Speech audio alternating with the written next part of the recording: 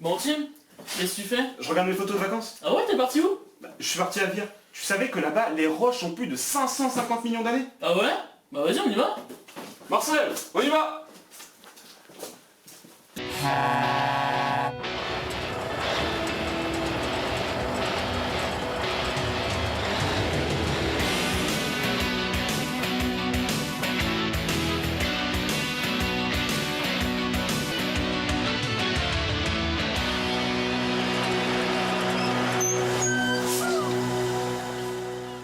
Vire est une ville au nord d'un bassin entouré de collines du bocage virois, pays du nord-ouest du massif armoricain. La ville se situe à 60 km au sud-ouest de la ville de Caen.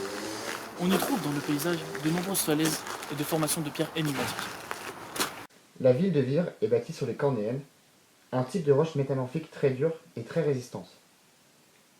Avec la graniodorite, qui est une roche magmatique plutonique grenue proche du granit, elles sont les vestiges de la chaîne cadomienne érigée entre 600 et 550 millions d'années.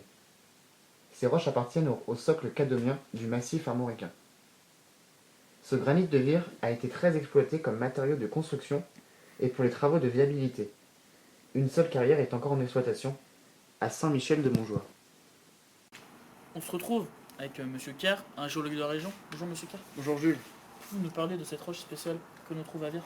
Bien sûr, il s'agit de granit.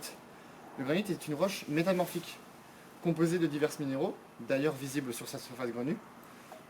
Parmi eux, le quartz, qui est à 10% de sa composition, le feldspath ou encore le mica. Mais dis-moi Tim, comment connaît-on l'âge d'une roche? Certainement plus vieille que toi. Eh bien, Jules, pour comprendre l'âge d'une roche, il faut déjà comprendre comment cette roche est fabriquée. Dans le cas du granit, tout se passe dans le manteau. Le manteau fait plus de 3000 km de profondeur et ses températures y sont extrêmes. Dans de certains cas, cette température peut monter et créer des zones de chaleur encore plus intenses. Ces zones de chaleur ont une densité plus faible que le reste du manteau, ce qui leur permet, un peu comme dans le cas d'une bulle d'air qui remonterait dans un bocal d'eau, de remonter vers la surface et de grignoter peu à peu la croûte terrestre. Comme on peut le voir ici, Jules, la boule de chaleur, après être remontée dans la croûte terrestre, a perdu en température et c'est là qu'elle a commencé à cristalliser. Elle a formé plusieurs minéraux, tout d'abord les micas, puis les feldspaths et enfin les quartz.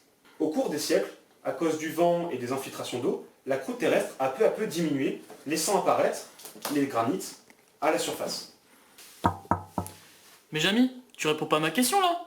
Mais attends Jules, j'y arrive. Dans le cas de Vire, cette réaction a eu lieu il y a plus de 550 millions d'années, ce qui explique l'âge moyen de ces roches à 550 millions d'années. Mais ce n'est pas les roches les plus vieilles, car en Bretagne, certaines roches ont plus de 2 milliards d'années.